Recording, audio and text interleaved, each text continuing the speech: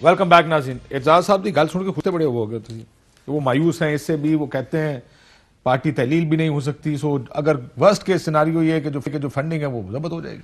دیکھیے مقصد کل کے ہی ہوش ہیں, جس طرح کا ان کا جلسہ کل ہوا ہے کاشف, میں سمجھتا ہوں کہ یہ اپنے ورکر کو, اپنے کارکن کو کنونس نہیں کر سکے فارن فنڈنگ پہ. پاکستانی قوم تو دور کی بات ہے, جو 11 پارٹیاں مل کر اپنا ورکر نہیں لا سکیں باہر. اور ہم نے یہ طے کیا تھا, چونکہ یہ بار بار لانگ مارچ کی بات کرتے ہیں, جی لانگ مارچ لے کے آ رہے ہیں, پھر ہم نے فیصلہ کیا چلیں ایک سیمی فائنل کھیلتے ہیں ان کے ساتھ, پورا فری ہینڈ دیتے ہیں, کوئی کنٹینر نہیں, زور لگائیں, سارے کھلاڑی لے کے آئیں. میں آپ کے پروگرام میں پوچھتا ہوں, حقان عباسی صاحب بھی ووٹ کو عزت دو کی بات کرتے ہیں, اس ملک کے پرائم منسٹر رہے ہیں, ان کا ساتھ ہلکا تھا.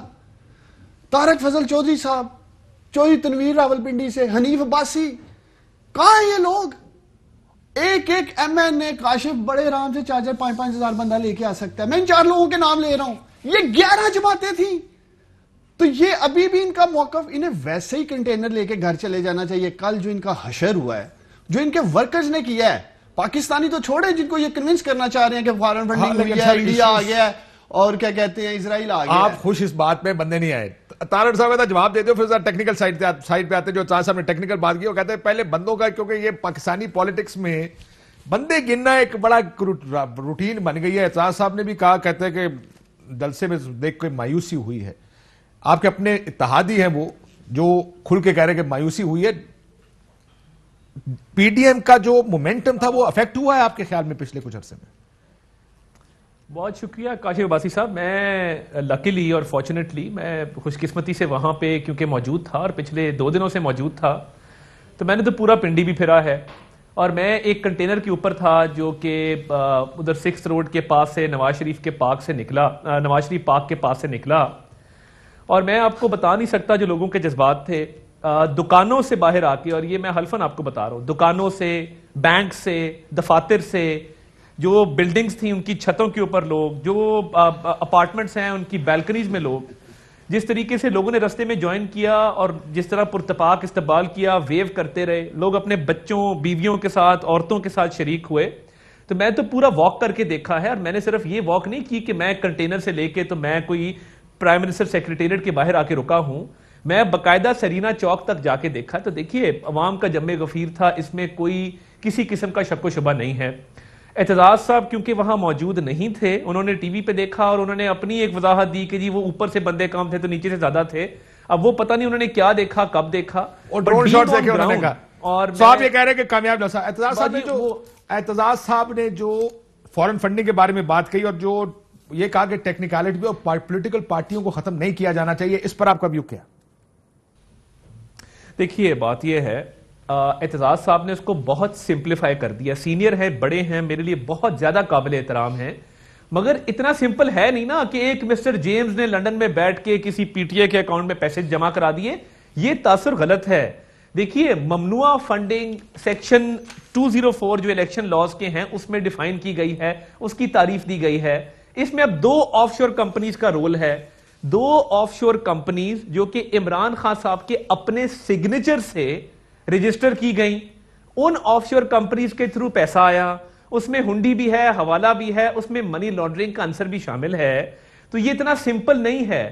اور دیکھیے ٹیکنیکلٹی پہ آپ کا خیال ہے, چلے بیٹے سے میں یہ بات آپ کل بھی کہہ چکا ہوں کہ تنخواہ نہ لینے پہ, ٹیکنیکلٹی پہ اگر نواز شریف صاحب کو کیا گیا, یہی مثال دی گئی تھی کل بھی, میں نے یہی مثال دی تھی کہ ان کو ایک ٹیکنیکلٹی, آپ چاہتے ہیں کہ تحریک انصاف کو تحلیل کر دیا جائے.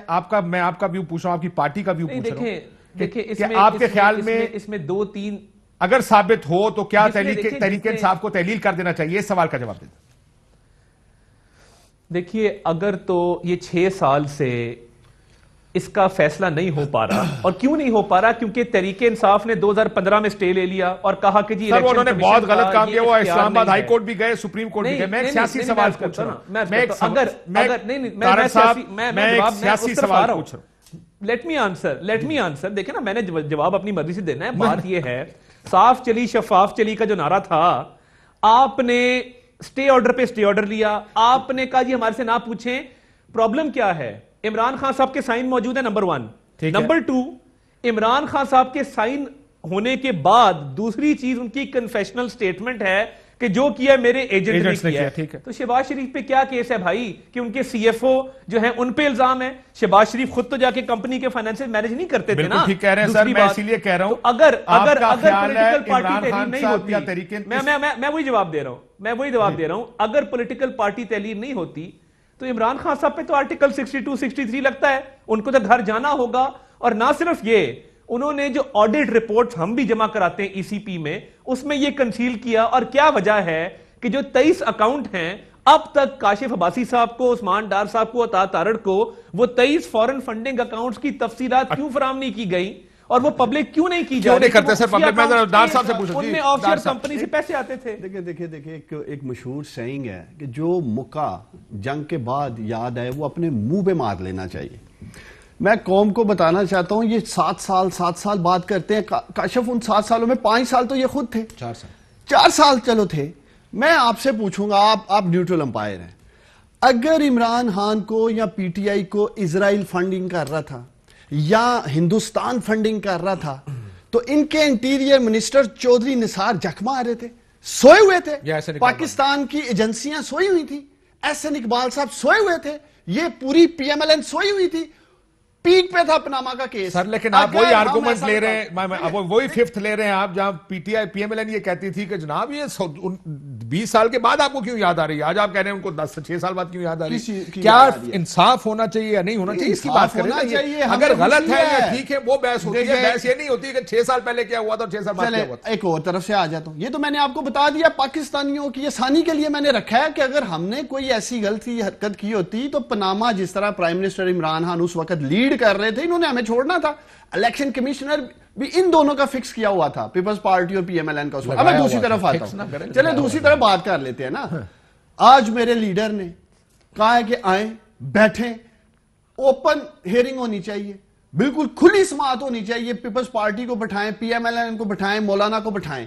ابھی تک ہم منتظر ہیں, ان تینوں جماعتوں کے کسی لیڈرشپ کا ریبٹل نہیں اس پہ آیا. جی ہم تیار ہیں, بٹھاؤ, ہمارا بھی کھاتا کھولو, ہم بھی سامنے رکھیں کہ ہمیں فنڈنگ کون کرتا رہا ہے. خاموش ہیں. اس سے زیادہ کیا بات کر سکتے ہیں؟ کوئک ریسپانس تاکہ طارڑ صاحب, وہ خبر یہ ہے کہ سعودی ٹائپ اس طرح کے ملکوں نے فنڈ کیا ہوا ہے, ان کی طرف سے یہ الزام لگایا جا رہا ہے پرائیویٹلی, کم از کم. پبلکلی کہتے ہیں دوست ملک ہیں, نہیں بولیں گے, لیکن پبلکلی اس طرح کے گلف کے اور اس طرح کے ملک ہیں. آپ کیا کہتے ہیں, کیا یہ پبلک ہیئرنگز ہونی چاہیے ساری پارٹیوں کی اکٹھی؟ سر ہمارے پبلک ہیئرنگز کریں, اور میں تو کہتا ہوں کہ بلکہ آپ اکاؤنٹس کی ہماری ڈیٹیلز نا, آپ کی حکومت ہے نا, آپ لا کے عوام کو بتائیں مسلم لیگ نون کے جو اکاؤنٹس ہیں اس کے اندر کسی قسم کا فورن فنڈنگ کا عنصر موجود نہیں ہے. ہماری آڈٹ رپورٹ, ہمارے سارے اکاؤنٹس وہ کھلی کتاب کی طرح ہیں, اس میں کوئی فورن فنڈنگ نہیں ہے. اور یہ جو الیکشن کمیشن پہ الزام لگا رہے ہیں نا کہ الیکشن کمیشن ہماری حکومت تھی تو ہم الیکشن کمیشن کو انفلوئنس کر دیتے, تو بھائی صاحب اسلام آباد ہائی کورٹ سے تو اسٹے آپ نے لیے ہوئے تھے, کبھی اکبر ایس بابر کی مدعیت کو چیلنج کیا, کبھی الیکشن کمیشن کے اختیار کو چیلنج کیا. تو آپ پبلک ہیئرنگ کرتے نا, کہتے جی ہم صاف شفاف ہیں. اور دوسری بات یہ کہ آج عمران خان صاحب کا ڈائلاگ کیوں یاد آ گیا؟ جی کوئکلی ختم کر لیں. آج وہ گھمنڈی شخص کو جو غرور میں ڈوبا ہوتا ہے اس کو آج ڈائلاگ یاد آ گیا کہ جی آئیں بیٹھیں بات کریں, اپنا بھی بتائیں میں بھی بتاؤں. It's too late for that. اب ان کے ساتھ کوئی نہیں بیٹھے گا. آج پارلیمان کی باتیں ہوتی ہیں. خود الیکشن کمیشنر کی جو اسکروٹنی کمیٹی ہے 4 طریقوں کا حوالہ دے رہی ہے پچھلے 1.5 سال سے. یہ لوگ نہ بینک سٹیٹمنٹ لے کے جا رہے ہیں, پتہ نہیں کن اکاؤنٹس کی بات کر رہے ہیں, نہ ڈونرز کے نام دے رہے ہیں, نہ بتا رہے ہیں فنڈ ریزنگ کیسے کی ہے, اور ہماری طرف ہوئے ہیں. اسی لیے ہم نے کہا ہے کہ یہ بالکل کھلی سماعت ہونی چاہیے. قوم کو پتہ چلنا چاہیے کہ کس نے واقعی فارن فنڈنگ کی ہے اور کس نے نہیں کی ہے. ہم آج بھی کہتے ہیں ہم نے پولیٹیکل فنڈنگ کی ہے, 40,000 کا ڈیٹا دیا, 40 لوگوں کا یہ دے نہیں سکے ہیں, اور آ جاتے ہیں روز رات کو بیٹھ جاتے ہیں. وہ ڈیٹا کس طرح کویسچن ہی اس کے اوپر ہے نا, کہ مسئلہ 40,000 کا نہیں ہے, وہ کیسے ہوا ہے اس کے اوپر سوال ہے. کہ پہلے اپنی یا تو لیڈرشپ کو بتائیں نا, کہتے ہیں جی اربوں روپے کی ہو گئی ہے, ان سے پہلے اماؤنٹ پوچھے واقعی اربوں روپے کی ہے کتنے کی ہے. جی میں نے کل بھی یہ پوچھا تھا, مجھے یقین ہے آپ کیونکہ زیادہ قریب ہے ہر معاملے کے اور خود وکیل بھی ہیں, کتنے کی فنڈنگ ہے یہ کچھ پتا ہے؟ کہ ہمیں یہ پتا ہو کہ 4 ملین 10 ملین 20 ملین ڈالر کتنا پیسہ دیا گیا اسرائیل اور ہندوستان کی طرف سے؟ دیکھیے جو 2015 میں جو ڈاکیومنٹ سامنے آئے تھے اس میں $5 بلین کا انکشاف کیا گیا تھا کہ یہ $5 بلین ہے جو مختلف ذرائع سے آیا ہے. اب اس میں جو انہوں نے کنسیلمنٹ کی وہ 2 کاؤنٹس پہ کی. انہوں نے آڈٹ رپورٹ میں اس کو ڈکلیئر نہیں کیا جو الیکشن کمیشن کو دی, کنسیل کیا جو کہ جرم ہے, جس پہ باقاعدہ قانون کی شکیں لگتی ہیں. نمبر 1. نمبر 2, کچھ پیسہ انلیگل چینلز کے تھرو آیا. اور دیکھیے اب اس میں غیر ملکی نیشنلز کی جب ڈیٹیلز آئیں تو اس میں انڈیا اور اسرائیل کے شہری شامل تھے. سر کتنا وہ میں اسپیسیفکلی وہ پوچھ رہا ہوں, یہ میں جواب لے لیتا ہوں ان سے جو آپ نے کہا کہ $5 ملین کے اور انلیگل طریقے سے آیا. انڈین اور اسرائیلیوں نے کتنا پیسہ دیا ہے؟